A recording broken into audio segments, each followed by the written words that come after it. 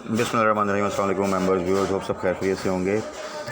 आज ही market close हो चुकी है, एक और पॉजिटिव क्लोजिंग आई तो उसके अकॉर्डिंगली डिस्कस कर लेते हैं। आज मौका मिल रहा था तो ज़रूरी था कि इंटरेक्ट कर लिया जाए, क्योंकि मार्केट की क्लोजिंग तो पॉजिटिव आई है लेकिन कुछ इश्यूज़ हैं जिनको एड्रेस करना ज़रूरी है, अदरवाइज़ वो मार्केट को नेगेटिवली इफ़ेक्ट कर सकते हैं। और एक सेक्टर जिसको मैं पहले भी मेंशन कर चुका हूँ, दोबारा उसको डिस्कस कर लेते हैं, because this is the right time कि उसमें इन्वेस्ट किया जाए। ख़ासतौर पर उस पर कुछ स्टॉक्स आने वाले दिनों में बड़ी अच्छी रैली दे सकते हैं, रिस्क काफ़ी कम है। तो उनको डिस्कस कर लेते हैं कि अब कौन से स्टॉक कहाँ पे हैं और कौन से स्टॉक्स को हमने टारगेट करना है। तो उसमें सबसे पहले आ जाएँ ज़रा मार्केट की तरफ। तो मार्केट की जो आज की क्लोजिंग आई है जी, वो तकरीबन 141 पॉजिटिव के साथ KSE 100 ने जो है 48,565 पे उसने क्लोज़ किया। वॉल्यूम आज थोड़े से कम थे as compare to previous sessions. ये एक थोड़ा सा कंसर्न है। और एक अगर आप देखें टॉप 10 वॉल्यूम लीडर्स में, उसमें तकरीबन 5 स्टॉक जो हैं वो आपके पेनी स्टॉक्स हैं। तो नॉर्मली जब पेनी स्टॉक्स वॉल्यूम लीडर पे टॉप 3 टॉप 2 पे आ रहे हों तो उसमें फिर ये होता है कि इंटरेस्ट थोड़ा सा आपका मेन स्टॉक्स में कम हो रहा होता है। बट अगेन उसके इश्यूज़ जो से आपने देखा, डॉलर आज फिर जो है वो तकरीबन इंक्रीज़ हुआ। ऑयल प्राइसेस का तो भी पता चल जाएगा, पेट्रोल प्राइसेस का। गवर्नमेंट कह तो रही है, इंटरिम गवर्नमेंट के जो उनका फोकस होगा वो इकॉनमी होगा, तो this is a good news. अगर वो करते हैं इस तरह प्रैक्टिकली चीज़ें फ़ायदा देती हैं तो वो ओवरऑल मुल्क के लिए भी अच्छा है, और डेफिनेटली फिर इंडायरेक्टली स्टॉक मार्केट जो है वो मज़ीद अच्छा परफॉर्म करेगी, पोटेंशियल है। अगेन वही बात कि जो मार्केट की वैल्यूएशन है उसके लिए 50,000 बहुत कम इंडेक्स लेवल है। तो अगर मार्केट प्रॉपर्ली परफॉर्म करे तो मार्केट आपकी 55-60 तक भी जा सकती है, लेकिन ज़रूरी उसके लिए ये है कि बाकी चीज़ें पॉजिटिव साइड पे चलती रहें, पॉलिटिकल स्टेबिलिटी रहे, इकोनॉमिक साइड पे इम्प्रूवमेंट आती रहे, और ये ख़तरा ना हो कि कुछ अर्से बाद दोबारा हम जो है वो इकोनॉमिक प्रॉब्लम्स जो है डिस्कस कर रहे हों। तो उसके अलावा अब देख लेते हैं थोड़ा सा फार्मास्यूटिकल सेक्टर। मैंने पहले भी मेंशन किया था और उसमें कुछ स्टॉक्स ने ऑलरेडी जो है थोड़ा सा एक इम्प्रूवमेंट शो की है और वो पॉजिटिव साइड पे हैं, जो कि इनिशियल हमने प्राइस टारगेट की थी बाइंग के लिए। कुछ में स्टिल अभी रैली बनेगी इंशाल्लाह ताला, और इस वक्त जो रिस्क लेवल है वो इस सेक्टर में काफ़ी कम है। कुछ इनके इश्यूज से वो काफ़ी हद तक रिजॉल्व हो चुके हैं और आने वाले महीनों में आप इनमें एक अच्छी इम्प्रूवमेंट देखेंगे।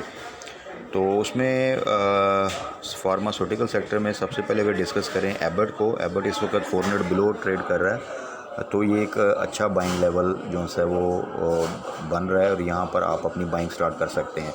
कोई भी स्टॉक आपने बाय करना हो, वो फार्मास्यूटिकल हो या कोई भी स्टॉक हो, तो उसको कोशिश किया करें कि 2 स्टेप में बाय करें जब तक कि चीज़ें प्रॉपरली सेटल होनी होती हैं, ताकि अगर किसी किस्म का फर्दर डिप आता है तो वहाँ पे आप उसको एवरेज कर सकें।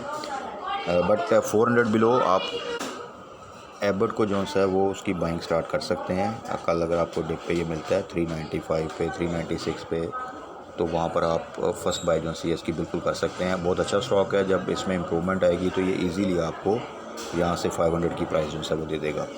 उसके बाद आ जाएँ AGP लो साइड पे काफ़ी थोड़ा स्लो आइटम है, तो इसको जो है आप अगर 55 से नीचे आता है तो वहाँ पे आप इसको टारगेट कर सकते हैं, और तकरीबन इनिशियल टारगेट आप इसमें 10 रुपये का गेन जो है वो रख के टारगेट प्राइस तो आप इसमें एंट्री ले सकते हैं। सिटी फार्मा एक और स्टॉक थोड़ा सा लो वैल्यू का स्टॉक है, काफ़ी अरसे से डाउन साइड पे है।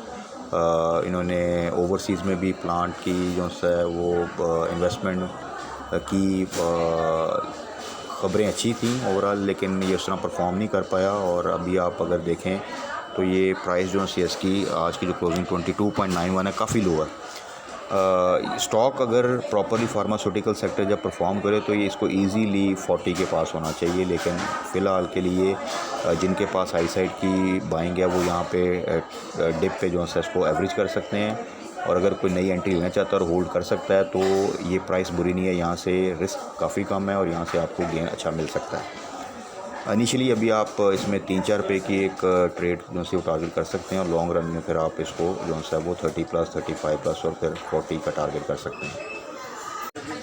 उसके बाद है जी फ्रोसन्स is a very good stock, और फार्मास्यूटिकल सेक्टर में आप इसको एक वर्टिकल मूवमेंट के लिए बिल्कुल टारगेट कर सकते हैं। जस्ट लाइक जिस तरह रिफाइनरी में अटक रिफाइनरी जो है वो काफ़ी एग्रेसिव मूव बनाता है, तो फ़िरोज़ में भी यही है, काफ़ी अरसे से डाउन साइड पे है। अभी रिसेंटली अगर आप देखें, जब हमने इनिशियली डिस्कस किया था तो उस वक्त ये तकरीबन 168, 67, 65 इस रेंज में था, और अभी जो इसकी आज की प्राइस है वो 175 पे क्लोजिंग है। Still it's a very good price.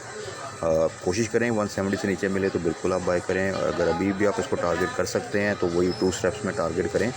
एक आप यहाँ पे बाय कर सकते हैं और एक आप वेट करें, अगर ये 170 से नीचे आता है तो वहाँ पे आप बाय कर सकते हैं। 200 इजी टारगेट है, और वो भी ना शॉर्ट टर्म, और लॉन्ग टर्म में तो ये आपको काफ़ी अच्छा जो है वो गेन दे देगा इंशाल्लाह। उसके बाद ग्लैक्सोस्मिथक्लाइन, ग्लैक्सो जो है वो स्लो स्टॉक है, बट इसमें रिस्क जो है वो बहुत कम है। लॉन्ग टर्म होल्डर्स के लिए मूव स्लो करता है लेकिन गिरता भी बहुत कम है, और अभी जिस रेट पे है 80 बिलो, तो बिल्कुल गिरने के चांसेस मज़ीद काफ़ी कम है। तो अगर कोई लॉन्ग टर्म के लिए इन्वेस्टमेंट करना चाहता है पीस ऑफ माइंड के साथ, और एक ऐसे स्टॉक में इन्वेस्ट कर जाता है जो कि फर्दर अगर मार्केट डिप लेती भी है 2-3 हज़ार पॉइंट का, तो ये कोई बहुत ज़्यादा डिप नहीं लेगा, तो फिर आप ग्लैक्सो को टारगेट कर सकते हैं। लेकिन अगर आप एग्रेसिव मूवमेंट चाहते हैं तो फिर ग्लैक्सो की जगह फ़िरोज़ को जो है वो टारगेट करें। इसी तरह Helion Pakistan x Glaxo health care, ये 160 से नीचे है तो टारगेट करें, अच्छी मूवमेंट बनाता है। 200 ये भी क्रॉस कर सकता है, लेकिन अभी ऑलरेडी ये काफ़ी एक अच्छी मूवमेंट दे चुका है अपने लो से। हाई नून का जो रिज़ल्ट है, रिज़ल्ट इतना बुरा नहीं है, और प्राइस बहुत अच्छी है इस वक्त। 322 का इसने जो सा लो लगाया है, 1 ईयर लो, तो अगर देखें तो ये अभी भी काफ़ी लो साइड पे है। 390 बिलो आप बाय करें इजीली, इसको भी आप 450 to 500 का टारगेट कर सकते हैं। IBL health care on the other side काफ़ी लो साइड पे है, ये और सर्ल दोनों ही काफ़ी लो साइड पे हैं। सर्ले के क्योंकि राइट का इशू है, राइट की डेट आ चुकी है, तो इसमें जो भी गेम बनेगी वो एक्स होने के बाद बनेगी। अभी के लिए जिनके पास होल्डिंग है वो होल्ड कर लें, क्योंकि प्राइस बहुत ही चीप है, और इसमें जब मूवमेंट आगे बनेगी जाके तो एक प्रॉफिट मिल सकता है। और सूखा पाक, ये जिस साइड आइटम है लॉन्ग टर्म होल्डर के लिए गोल्ड है अगर आप कहें तो, बट इसके लिए ये ऐसा स्टॉक है जो उन स्टॉक में से जिनके वॉल्यूम इतने कम होते हैं कि शायद कुछ दिन ये ट्रेड भी नहीं करते, यानी ज़ीरो वॉल्यूम के साथ भी ये रहते हैं। तो अगर इस तरह के स्टॉक में आप इन्वेस्टमेंट कर सकते हैं, आपको आइडिया है, आप में पेशेंस है, तो then it's a gold mine. ये इस वक्त अपने काफ़ी लो प्राइस पे है, आप यहाँ से इसको इजीली ये आपको 150 की प्राइस भी दे सकता है, 200 की प्राइस भी दे सकता है, लेकिन उसके लिए आपको एक थोड़ी सी लंबी होल्डिंग करनी पड़ेगी।